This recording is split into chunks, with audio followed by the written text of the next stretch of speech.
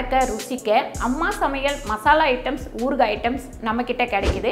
நீங்க கீழே வந்து நம்பர் கொடுக்குறேன், நம்பர்ல கான்டாக்ட் பண்ணுங்க. வணக்கம், நான் உங்கள் அம்மா சமையல் மீனாட்சி. இன்றைக்கி நம்ம சூப்பரான மோர் குழம்பு தான் வைக்க போகிறோம். ஆனால் மோர் குழம்பு வைக்கிறதுனா நம்ம அரிசி ஊற வைக்கணும், பருப்பு ஊற வைக்கணும், இதெல்லாம் ஊற வச்சதுக்கப்புறம் டைம் எடுக்கும். இன்றைக்கி அதெல்லாம் ஊற வைக்காமல் ரெடிமேடாக நம்ம டக்குன்னு ஒரு மோர் குழம்பு எப்படி பண்ணுறது தான் பார்க்க போகிறோம். வாங்க எப்படி பண்ணுறதுன்னு பார்க்கலாம். இப்போ நம்ம பூண்டு வந்து ஒரு 5-6 பல், உங்களுக்கு தேவை இருந்தால் பூண்டு சேர்த்துக்கோங்க, பூண்டு பிடிக்காதுன்னா பூண்டு சேர்க்க வேணாம்.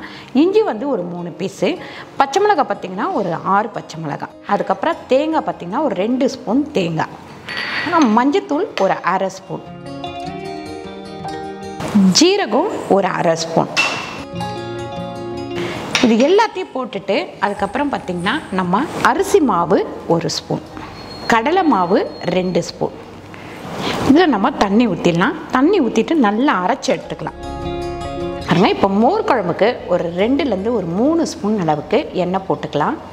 இப்போ இதில் 1/2 ஸ்பூன் கடுகு, அதுக்கப்புறம் 1/2 ஸ்பூன் ஜீரகம், 1/2 ஸ்பூன் நம்ம உளுந்து, இது எல்லாமே ஒன்றா கலந்து வச்சுருக்கோம். அதை போட்டாச்சு.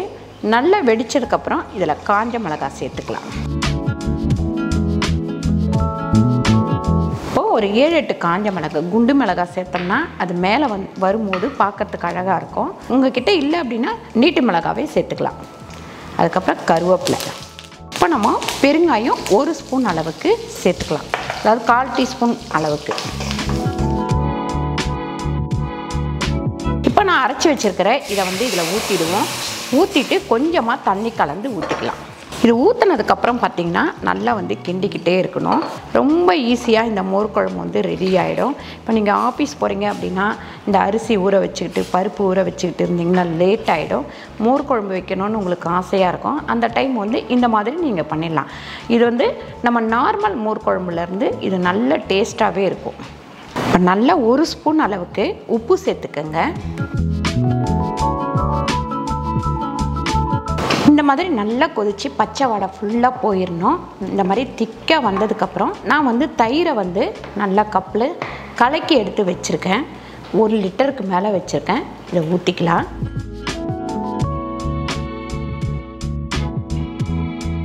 தயிர் ஊற்றினதுக்கப்புறம் கொஞ்சம் நல்லா கிண்டி விடுங்க.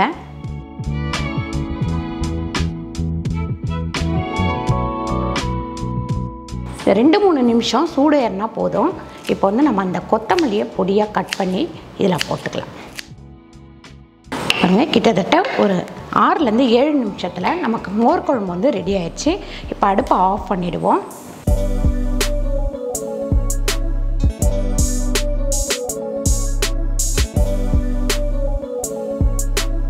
சூப்பரான மோர் குழம்பு ரெடி ஆயிடுச்சு. இந்த மாதிரி வித்தியாசமான ரெசிபிகளோட உங்களை வந்து நான் சந்திக்கிறேன். நன்றி, வணக்கம்.